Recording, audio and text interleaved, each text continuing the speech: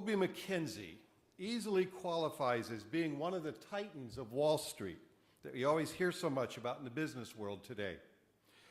He is a managing director in the institutional client business at BlackRock Incorporated, the investment giant with over $4 trillion in assets under management. He is responsible for a client business with $55 billion of assets under management, generating $42 million of annual revenue. That's a lot of money. He's got over 40 years of experience in the business. He was a founding board member of the National Association of Security Professionals and a founding board member of the Robert Tiogo Foundation, and he served on numerous other boards. He's president emeritus of the Association of Investment Management Sales Executives.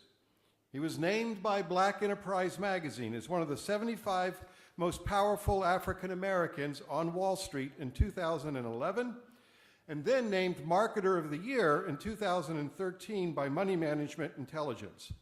And I could go on, but it's getting a little late. But all of that is not why we are honoring him tonight. For more than 2 decades, Doc McKenzie, as I like to call him, served faithfully as an expository Bible teacher at Canaan Baptist Church in Harlem under the leadership of the Reverend Dr. Wyatt T. Walker, who, by the way, was the first recipient of this Urban Angel Award. Obie McKenzie was Dr. Wyatt's men's Bible study teacher.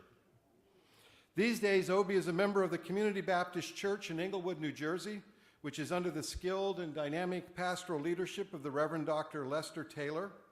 And at Community Baptist Church, Mr. McKenzie, or Obie, or Doc, he gets all of them from me, continues to teach the Bible, where his stewardship class will begin very soon this spring.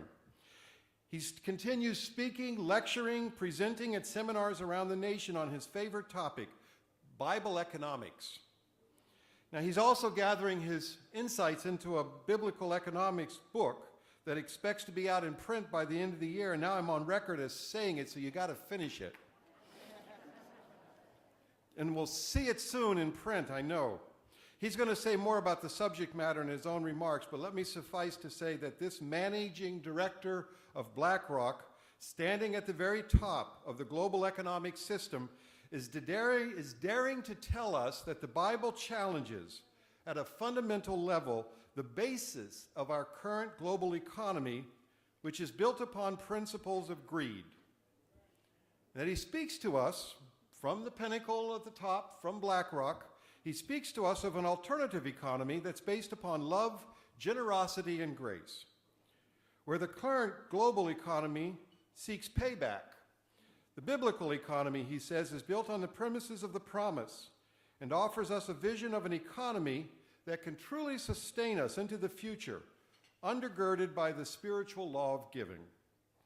So for his faithful work for decades as an expository lay Bible teacher, and for his determination to bring the Bible to bear as a corrective to the global urban economy that shapes our world, I'm pleased to present the 2014 Urban Angel Award to Doc Obie McKenzie.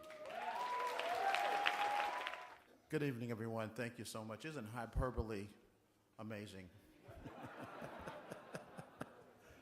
I don't know that I'll get a chance to do this again, but my 88-year-old mother traveled here from Indianapolis, Indiana, to be with me this evening. So could you give her a round of applause, please? Thank you so much.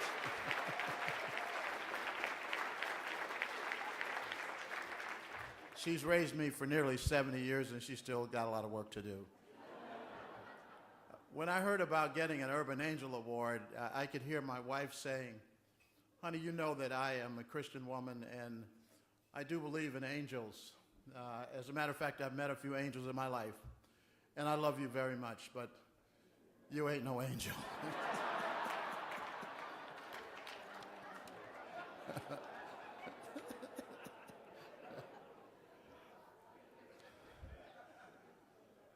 The Bible.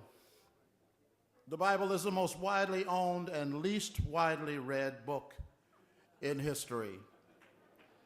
In a nationwide study entitled The State of the Bible in 2013, commissioned by the American Bible Society, it was revealed that Americans overwhelmingly believe that morals and values are declining in the U.S., and most believe that a significant reason is because of a lack of Bible reading.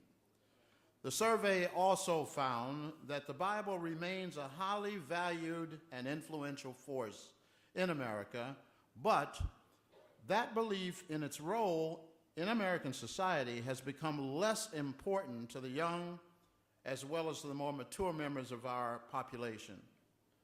While the survey found that 66% of those people surveyed believe that the Bible contains everything a person needs to know to live a meaningful life, 58% say that they don't personally want wisdom or advice from the Bible, and about the same amount read it fewer than 5 times per year. So we've got a conundrum here.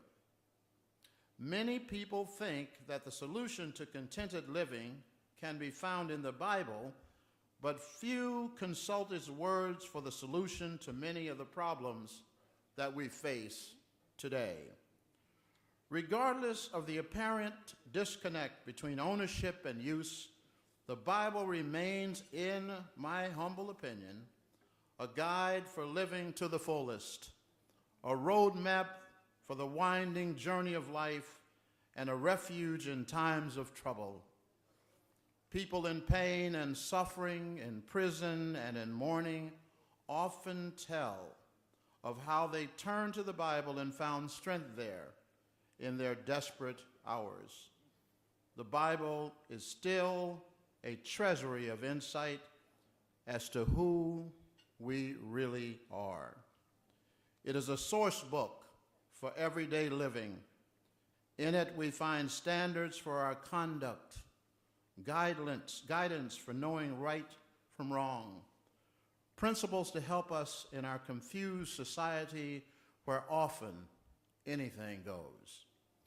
But most importantly, the Bible has revealed to me personally, through 30 years of study and teaching, who our God is. God is almighty, omnipotent, King, Lion of Judah, Rock of Ages, Prince of Peace, King of Kings, Lord of Lords, provider, protector, leader, ruling Lord, and reigning King of all the universe. He is Father, Helper, Guardian, and God.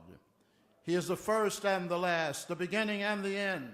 He is the keeper of creation and the creator of all he keeps. He is the architect of the universe and the manager of all times. He always was, always is, and always will be. He is unmoved, unchanged, undefeated, and never undone. He was bruised and brought healing. He was pierced and eased pain. He was persecuted and brought freedom. He was dead and brought life. He is risen and brings power. He reigns and brings peace. The world can't understand him. Armies can't defeat him.